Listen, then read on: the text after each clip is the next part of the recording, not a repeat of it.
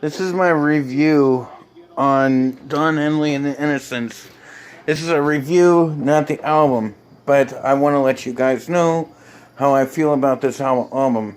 It has got a very awesome arrangement of musicians. Also, not to mention, it's got some really great songs on this album. I first heard this album while back in the 80s. Also, if you get a chance, also checked out Building the Perfect Beast. Also, it's got also some great songs on there. One of the great songs on that album, too, is All She Wants to Do Is Dance, also featured on the Coyote Ugly soundtrack. Also, in the Coyote Ugly bar. The other thing I want to mention, also the main theme song of the whole soundtrack there as well. The other song, Boys of Summer, also a really popular track on that one. So you also got that as well. The reason why I'm doing this review is to say I'm not doing this drunk. I'm doing this through the palm of my hands. The reason why I'm doing it through the palm of my hands is I remember both of these albums because I have them in my record collection, and they're very awesome albums, and they basically are some of my top favorites that are in my collection. Like I said, I have a whole shitload of music on CD and on vinyl. I've been collecting since I was about 18, so don't say that I didn't warn you. End of the Innocence is a great album. You have guest performers who are featured in this, such as Don Henley, J.D. Souther, Mike Campbell, and a bunch of other people who are on this album that are just very phenomenal musicians as well. Of course, you know how Don Henley was founded through the Eagles. He was good friends with who was good friends with Linda Ronstadt. Also, in Linda Ronstadt's profile was also in her latest movie that she just made, which I did see in a movie theater. She mentions that she had a thing when they went with Asylum Records. They were basically her, Glenn Frey, and Don Henley were in a band, and they eventually met Joe Walsh, who eventually would become a part of the Eagles. Also was known as also was in the band the James Gang too. They have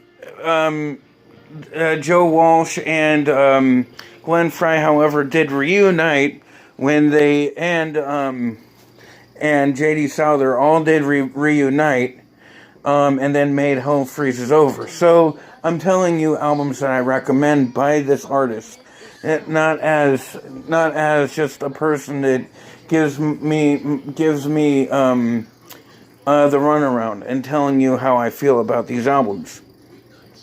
It's just an average, ordinary day for me at the office.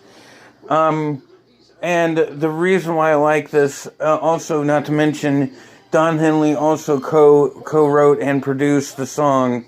I believe he also did the song Leather and Lace off of, I believe off of Belladonna's album too, with Stevie Nicks. And Nicks and her have also had a really good tight arrangement as friends as well.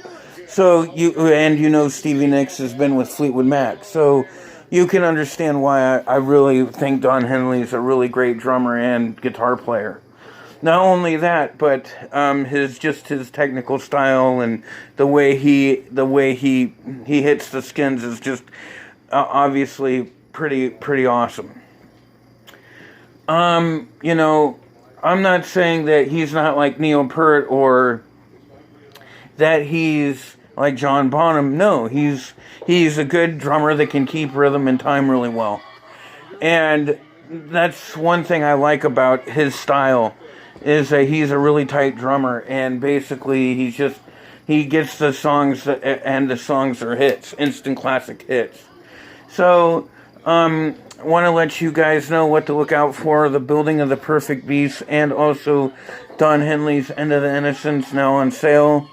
everywhere you can go. I recommend buying these two albums. If you don't have them in your record collection, some of you might have them. Both really great albums. I also like Sunset Grill too. I forgot to mention that too. It's a really great album. Also, people have tried to redundantly, I just want to say too, are trying to push their songs off of people, and it's really making me mad when someone goes and tries to make someone else's song their own. And basically, the Ataris did this with Don Henley's song, Boys of Summer, and made it more popular. But I still think the original video is still a lot better than than Atari's version. Some versions are better than others when they do covers, but I have to say that I like the Don Henley version better. I mean, yeah, I do like my punk rock, and both versions are good, but there's just a slight difference on how they did the arrangement. Anyway, I'm just letting you guys know on how I feel about the albums and how the creativity of artists are, and I just feel like that the creativity in music nowadays is not as good as it used to be in the production of people doing songs.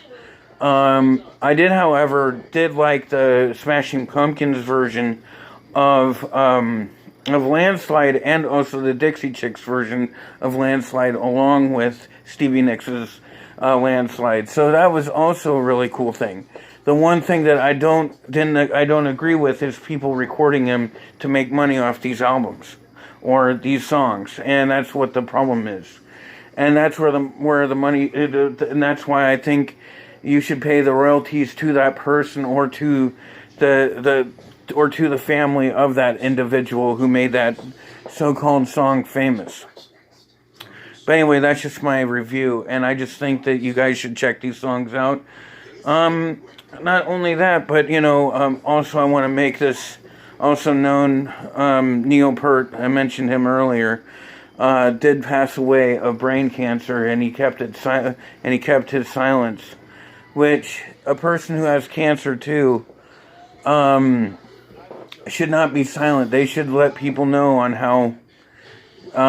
The person should let people know on how they are, and basically it's a terrible and sad loss. Such a great drummer. We've lost a lot of great drummers over the years. I'm going to mention a few here too before I go over 10 minutes long. But anyway, I'm hoping to make it less than 10 minutes.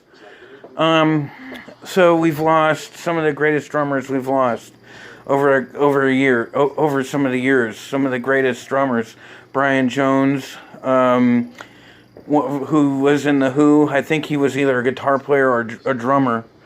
We also lost John Bonham, great drummer. We also just last year lost Ginger Baker. This year we lost Neil Peart once again.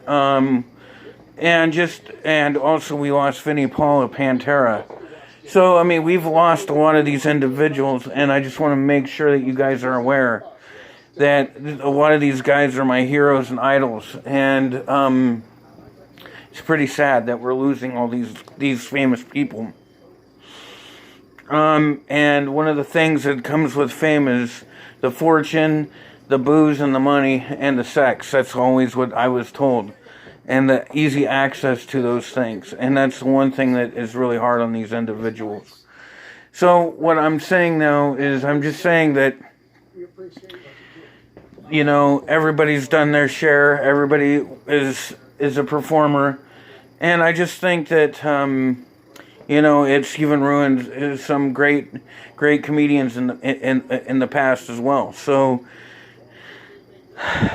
and then, but anyway, that's another time for another story. But I just want to say hi. Thank you for listening. I am Ian Blanton. Have a great day, and peace out, y'all.